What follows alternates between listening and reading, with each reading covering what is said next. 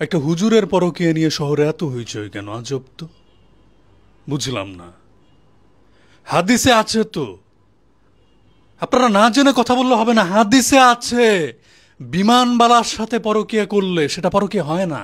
হাদিসে আছে, হাদিস খুলে দেখেন আপনারা। হাদিস না খুলে চিল্লাইলে তো হবে না রে ভাই। হাদিসে আছে। এই জন্যই বলি, যারা স্মার্টফোন ইউজ করতে পারে, ফেসবুকে 2 লাইন লিখতে পারে, এই ধরনের মেয়েদেরকে আপনারা বিবাহ করিবেন না।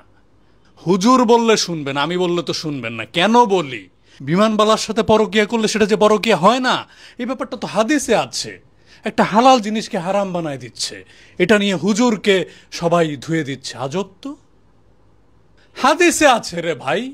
যারাই হুজুরের পরকীয়া নিয়ে কথা বলতেছেন, আপনারা সবাই জাহান্নামী, জাহান্নামী, জাহান্নামী, জাহান্নামী। নাউজুবিল্লাহ মিন যালিক।